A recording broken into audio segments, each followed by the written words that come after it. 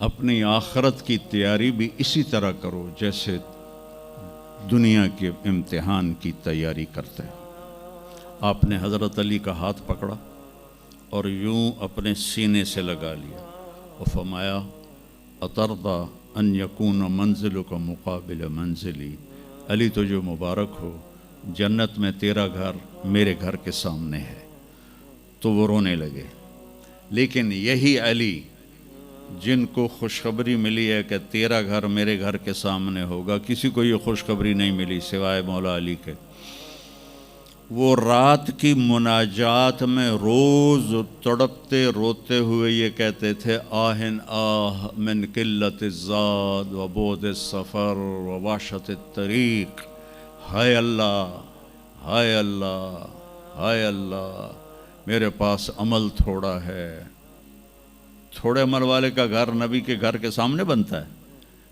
میرا عمل تھوڑا ہے، رستہ تنہا ہے، کبھی دیکھا نہیں اندیکھا ہے، یا اللہ پتہ نہیں میرا کیا بنے گا۔ یہ روز کی پکار اور مناجات تھی۔ اور پھر دنیا کو کہتے الیہ تغررتی، دنیا تو مجھے دھوکہ دیتی ہے، ہی ہاتھ غری غیری، چل دفعہ ہو جا کسی اور کو دھوکہ دے، میں بتتو کی ثلاثہ، میں تمہیں 3 طلاق دے چکا۔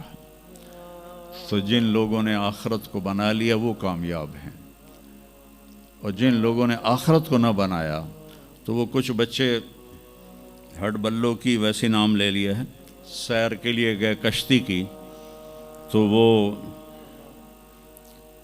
کہنے لگے ملاح سے چاچا تنو کیمسٹری آمدی؟ اس کہ پتر اج ہی نہ سنیا کی ہوندی ہے؟ اس کہ تینوں پتہ نہیں ایسی سپیریئر یونیورسٹی دے سپیریئر لڑکے آئیں، سانو ساری کیمسٹری دا پتہ ہے۔ دوسرے نے پوچھا چاچا تو فزکس پڑھی؟ کہ میرا بچہ میں تو اج ہی نہ سنے، ساری حیاتیہ بیڑی بائی ہے۔ کہ چاچا تیری ادھی زندگی چلی گئی، ادھی زندگی ختم ہو گئی، سانو ایک اسی سپیریئر دے سپیریئر بچے، ساڑا برائٹ فیوچر۔ اتنے چھک موج آئی تے کشتی ہوئی ڈاواں ڈول۔ اس کہ پترو ترنا سکھیا ہی نے،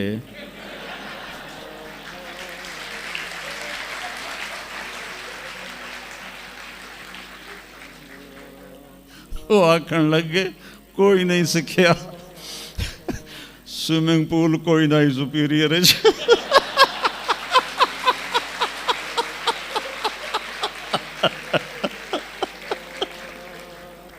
تو وہ ملا کہنے لگا پترو میری تو ادھی گئی تو تہاڈی ساری گئی۔ تو میرے بچوں مرتے وقت ایسا نہ ہو کہ تم کہہ رہے ہو ساری برباد ہوگی۔ اپنی زندگی، اپنے نبی کی زندگی پڑھو۔ چند تو فرائض ہیں جو میں نے ابھی پہلے گنائے ہیں، اس کے علاوہ سچ انسان کو عزت دیتا ہے، دیانتداری انسان کو عزت دیتی ہے، رزق حلال انسان کو بلند مقام باوقار بناتا ہے، اور اچھے اخلاق فرشتوں سے بھی اوپر اس کو لے جاتے ہیں۔ آپ نے فرمایا جس کے اخلاق اچھے ہوں گے میں جنت الفردوس میں گھر لے کر دوں گا۔ تو نماز کی عادت ڈالو۔ کچھ بچے جی نہیں پڑھی جاندی، کچھ دن میں کوئی ایک نماز ضرور پڑھو، جمعہ پڑھو، ایک نماز ضرور، پھر وہ 2 ہو جائیں گی، پھر وہ 3 ہو جائیں گی، پھر وہ 4 ہو جائیں گی، پھر وہ 5 ہو جائیں گی۔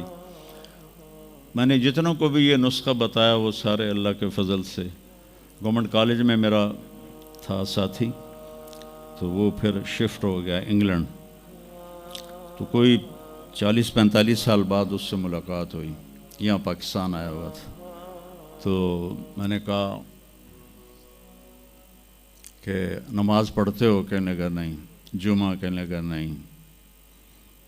تو میں نے کہا اچھا ایسا کرو، ایک نماز شروع کر دو اور ایک جمعہ شروع کر دو۔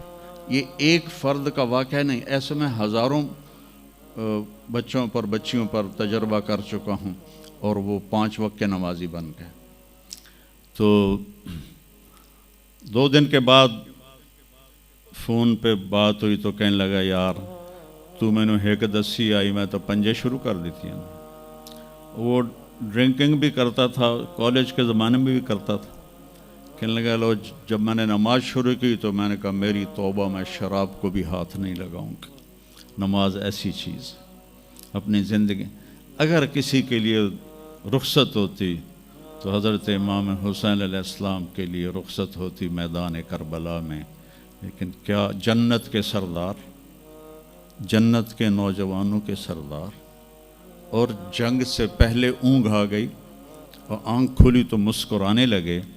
تو بہن زینب علیہ السلام نے پوچھا یہ کوئی ہسن دا ٹائم ہے, اتنی تو مصیبت آئی کھڑی. کہا بہن اللہ کے نبی خواب میں آئے ہیں, فرما رہے ہیں بیٹا میں لینے کے لیے آ چکا ہوں.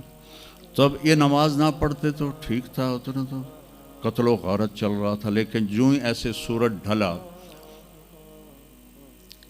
تو آپ نے زہیر تھے آپ کے رائٹ سائڈ پر جھنڈا اٹھانے والے, اور لیفٹ پر تھے حبیب, اور درمیان میں تھے عباس اپنے بھائی. تو آپ نے زہیر کو بلایا, کہا یہ شمر سے کہو تھوڑی دیر رک جاؤ میں نماز پڑھ لوں. تو زہیر نے شمر سے کہا, تو شمر نے کہا ہم جنگ نہیں روکیں گے, ہم سر اڑائیں گے. تو انہوں نے واپس آ کر کہا جی وہ انہوں نے جنگ روکنے سے انکار کر دیا ہے. اللہ کی قسم اب ان کے لیے کھلی اجازت تھی کہ یہ چھوڑ دیں اور سر کٹا دیں. لیکن آپ نے فرمایا سر کٹ سکتا ہے, نماز نہیں چھوڑ سکتی. آپ نے کہا آدھے لڑو آدھے نماز پڑھو. تو آدھوں کو جنگ پہ لگایا, آدھوں نے نماز پڑھی. پھر ان آدھوں کو جنگ پہ لگایا اور جو جنگ پر تھے ان کو نماز پڑھوائی. سب کو ظہر کی نماز پڑھوائی, اور عصر سے پہلے سب کے سر کٹ کے نیزوں پہ چڑھ چکے تھے. وہاں 1445 سال میں ایک واقعہ ہے جہاں نماز کی رخصت نظر آتی ہے. لیکن میرے نبی کے نواسے نے ایک مثال قائم کی, پوری امت کو ایک پیغام دیا کہ زیر خنجر بھی یہ پیغام سنایا ہم نے, نماز نہ چھوڑو. کبھی قضا ہو جائے تو رات کو سونے سے پہلے قضا دے کے سویا کرو.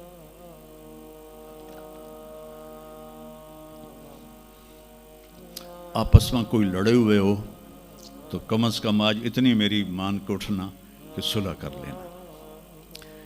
یہ کوئی بچیاں آپس میں کسی سے بول چال بند ہو, یا آپ بچوں کی آپس میں کوئی بول چال بند ہو, تو ایک دوسرے کو معاف کر دینا. اس سے آپ کے دلوں میں علم کی روشنی زیادہ آئے گی. آپ کے دل میں بغض ہوگا تو علم آئے گا نہیں. تو اگر اپنے حافظے کو اچھا کرنا ہے, اگر اپنے حافظے کو, تو دل سے سب کی نفرت نکال دو, اور پیٹ بھر کے کھانا نہ کھاؤ, اور اپنی نظروں کی حفاظت کرو. آپ کا حافظہ 16 سال والا رہے گا 70 سال تک. حافظے کو خراب کرنے والی یہ چیزیں ہیں. پھر جن سے پڑھتے ہو ان کو عزت دو, ان کا ادب کرو, ان کا احترام کرو. باب العلم ہے حضرت مولا علی کا, میں غلام ہوں اس کا جو مجھے ایک لفظ نہیں ایک حرف, جو مجھے ایک حرف بھی سکھا دے علم کا, میں اس کا غلام ہوں. تو جو آپ کے ٹیچر ہیں یا لیڈی ٹیچر ہیں, وہ آپ کو جو کچھ بھی پڑھاتے ہیں, ان کا احسان ہے آپ پر. آپ ان کو عزت دیں, ان کو احترام دیں. ان میں سے کوئی دعا دے دے گا آپ کا کام بن جائے گا.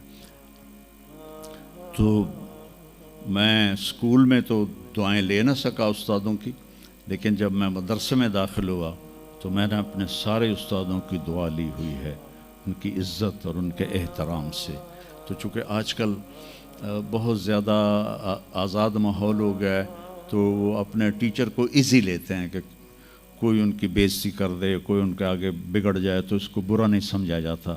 لیکن بیٹا کتاب ایک ذریعہ ہے, علم آسمان سے آتا ہے, اور اس کے میں ذریعہ استاد ہوتا ہے.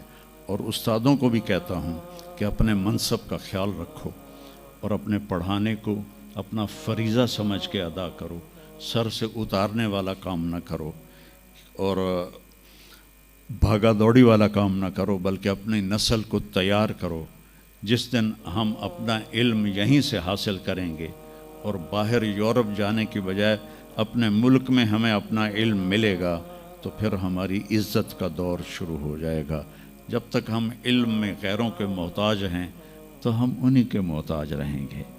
تو یہ چند ایک باتیں آپ کی خدمت میں ہیں، اور جب آپ کو چھٹیاں ہوں تو تبلیغ میں کچھ وقت ضرور لگائیں، اس سے آپ کو فائدہ